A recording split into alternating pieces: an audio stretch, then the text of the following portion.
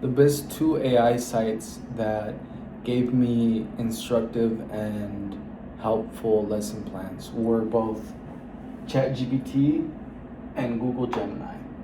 Now, the prompt that I used was give me a lesson plan for apartheid South Africa.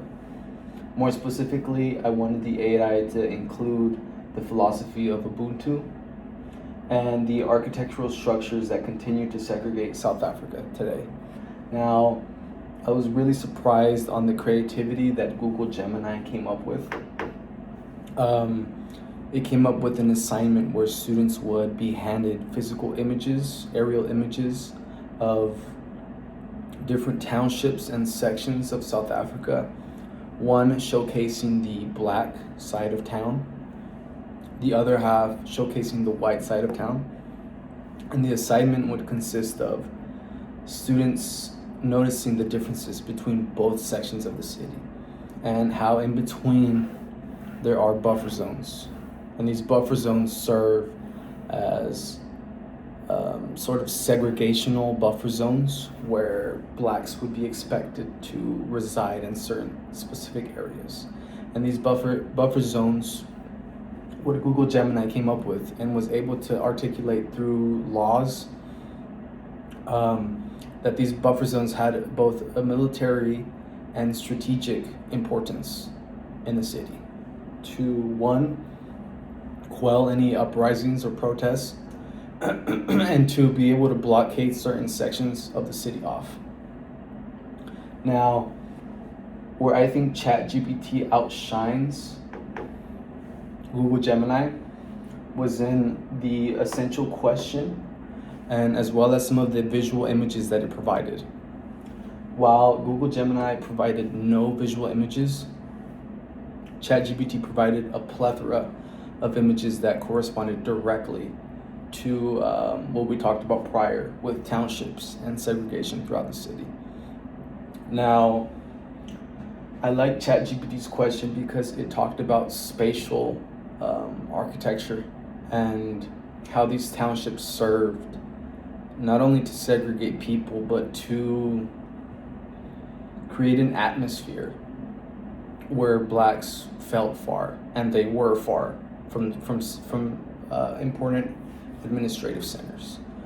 And what the essential question targeted was how having blacks in these townships on the outsides of the city served as a way for them to commute, right? And we think of it here in Arizona as people commute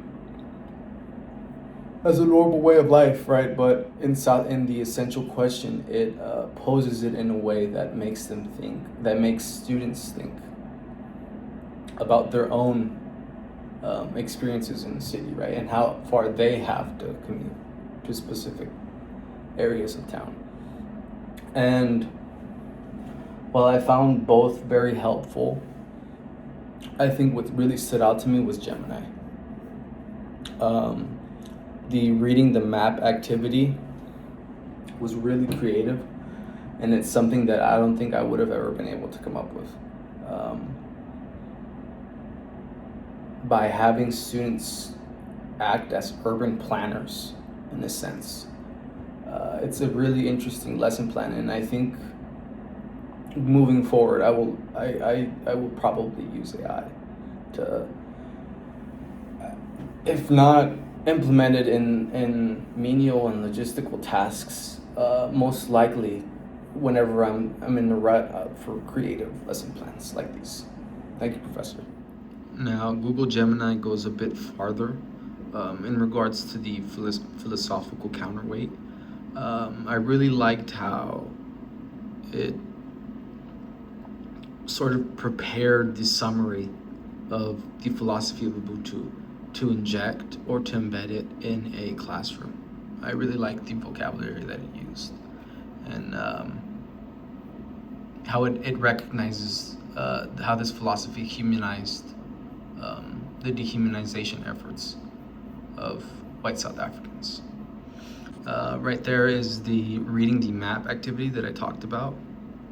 So it says, provide students with a map of a South African city, like Cape Town or Johannesburg, And then it would have students identify the gaps, asking students to find dead spaces, highways, industrial zones, but again, buffer zones near segregated sections. Having a discussion, why is it harder to build a community across a 6-lane highway than a standard street? And then brainstorming.